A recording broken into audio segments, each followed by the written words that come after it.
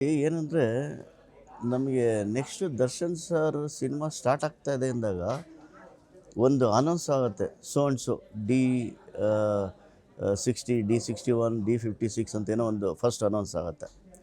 Announce ಆಗಿದ್ದ ದಿನದಿಂದನೇ ನಾವು weight ಮಾಡ್ತಾ ಇರ್ತೀವಿ. ಅನೌನ್ಸ್ ಅಂದರೆ ಯಾಕಂದರೆ ಇನ್ ಕೇಸ್ ಯಾರಾದರೂ ನಮ್ಮ ಬದಲಾಗಿ ಬೇರೆ ಟೆಕ್ನಿಷಿಯನ್ಸ್ ಎಲ್ಲ ಸೆಲೆಕ್ಟ್ ಆಗಿಬಿಟ್ರೆ ಯಾರು ಬಂದುಬಿಟ್ರೆ ಅನ್ನೋ ಯುಗೈಸಮ್ಸ್ ನಮಗೆ ಇರುತ್ತೆ. ಯಾಕಂದರೆ ದರ್ಶನ್ ಸರ್ ಸಿನಿಮಾದಲ್ಲಿ ವರ್ಕ್ ಮಾಡೋದು ಎಷ್ಟು ಹೆಮ್ಮೆ ಇರುತ್ತೆ, ಎಷ್ಟು ಖುಷಿ ಇರುತ್ತೆ ಅಂತ ಹೇಳಿದ್ರೆ, ನಮಗೆ ಪ್ರತಿ ಸಲ ಎಲ್ಲರೂ ಹೋದಾಗಲೂ ನಾವು ಎಲ್ಲ ಕೇಳಿದಾಗ ನಮಗೆ ಹೇಳ್ಕೊಳ್ಳೋದಕ್ಕೆ ನಾವು ಯಾವ ಸಿನಿಮಾ ಮಾಡ್ತಾಯಿದ್ದೀವಿ ಅಂತ ಯಾರಾದರೂ ಒಂದು ಕ್ವೆಶ್ಚನ್ ಮಾಡಿದಾಗ ನಾವು ಯಾವ ಸಿನಿಮಾ ಮಾಡ್ತಾಯಿದ್ದೀವಿ ಅಂತ ಹೇಳ್ಕೊಳ್ದಾಗ ನಮಗೆ ಈ ಥರ ಖುಷಿ ಇರ್ತದೆ. ಹಂಗಾಗಿ ನಾನು ದರ್ಶನ್ ಸರ್ ಜೊತೆ ಇವತ್ತರೆಗೂ ನಾನು ಇಷ್ಟು ಸಿನಿಮಾ ಮಾಡಿದ್ದೀನಿ. ಇಷ್ಟು ಸಿನಿಮಾ ಮಾಡಿದಾಗಲಿಂದ ಅವರು